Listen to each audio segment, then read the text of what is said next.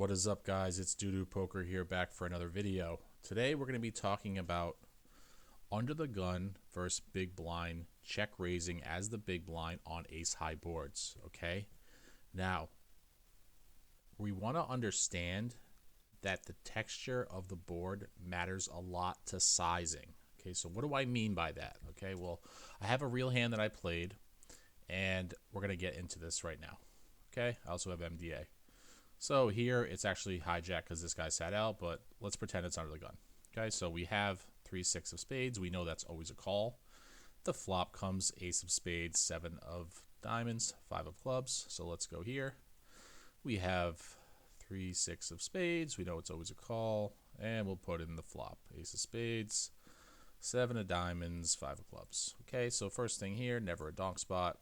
And we know that under the gun prefers 33%, although you can use other sizings. All right, most people, they use the 1/3 simplification because they don't really understand the spot, and they also, they realize that ace high boards are overfolded from the big blind. So in game, my opponent bets 1/3. So the purpose of the video is to look at check raise sizing on the flop, okay, and also talk about turns and rivers. So what we see here is we see our range is mostly going polarized. Okay, so that means we're going 6x the bet. Okay, 100%. So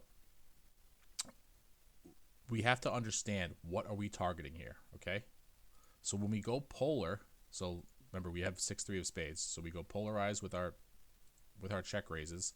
We're putting all the ace highs, or the ace kings rather, and ace queens and ace jacks in 0 EV spots. We're also putting queens, jacks, nines, sixes, all these hands in 0 EV spots. Now, let me ask you a question. Do you think a hand like ace king folds the flop? I would say never. I would say almost never, right? Do I think ace queen folds the flop? No. Do I think a hand like sixes folds the flop? Probably. What about a hand like nines? Probably. Eights? Probably, right? So I think population is going to be calling more with ace king, but folding more eights and sixes. Let me know in the comments if you agree. So what does that mean? Well, if we have a hand like 6-3 of spades, that means we have more outs on the turn, because if he's calling with sixes, well, now he blocks a pair, right? Now he blocks my 6-3. But if he's calling with ace queen and ace king, now we unblock the low cards. So now it's more likely we hit a low card on the turn to help our range, right? So this actually benefits us. This is good for us.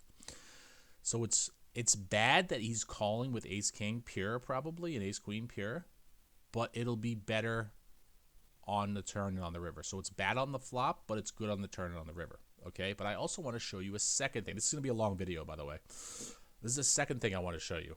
Now watch this. Now I'm going to change this board. All I'm going to do on this ace 7-5 rainbow, I'm going to do one slight alteration. I'm going to change the 5 of clubs to a 5 of diamonds. That's all I'm going to do, okay? So we're going to change this, and we're going to see something. Remember, we go polarized on the rainbow. Now, when there's a flush draw on the board, let's say I go 1/3. Look at big blind now. Big blind changes.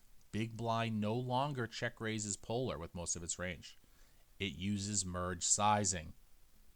Why? What happened? What happened from the ace 7-5 rainbow to the ace 7-5 two-tone?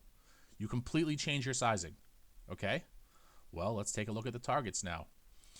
See, now the targets are pocket pairs without the diamond. See? Now it's pocket pairs without the diamond. It's not really ace X as much, slightly ace 10, but all these hands are just calling now.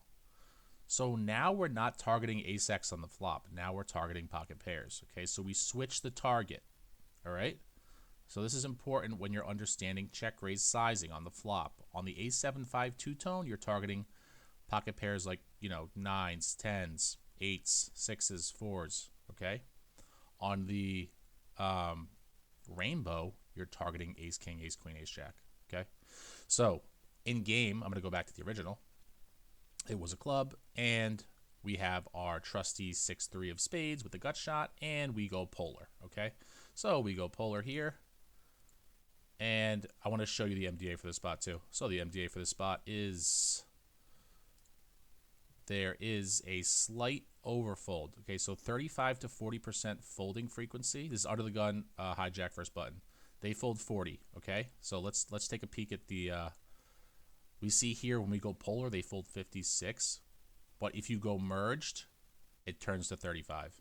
See, so it really depends on sizing. Sizing is a huge factor, but there is a slight overfold on the flop. Okay, so let's go back to the original hand. I raise polar. He calls. Okay, so he calls. Not the best result. But on the turn, a 3 of diamonds comes. Remember, very good turn for us. Okay, so under the gun calls, 3 of diamonds. Okay, so what do we do with our 6-3? Well, we can either bet or check. But remember what I said. Remember what I said on the flop. They're calling ace king and ace queen too much.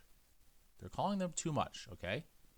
So, do you think ace king would fold to a check raise bet line? Probably, right? So we want to barrel turn, okay? We want to barrel turn. We also know they have too many high cards. That means it's more in theory and practice, when you compare, in practice, you're going to have more low cards on the river, right? Because he's going to have these high cards too often, okay? So he's unblocking good cards for us, which is important. So here, a solver goes 75. In game, I overbet, but let's use the solver approved 75. And do you think your opponent calls ace king? Probably, right? Do you think he has a hand like tens? Probably never, right? They're not going to know the spot well enough to call with tens and jacks. So they're very ace X heavy. That's good for us on the river, okay? So in the actual hand, I overbet, and he calls, and the river comes a 9 of spades. Okay, now this is where we're going to deviate from a solver, okay? So 9 of spades on the river, all right? Now a solver never bets here, which is interesting because we have to think about why. Well, the thing is you want your opponent to have a hand like ace-6. You're not blocking sets on the flop, which is really important. That's why 5-4 bets, but 6-3 doesn't, okay? Now, these are very, very minor concerns, okay? Now, it says it's a little bit more than a 1 big blind mistake, but we should always jam here, okay? We're going to deviate from a solver. Why should we jam? Well, let's look at the 0 EV range from under the gun.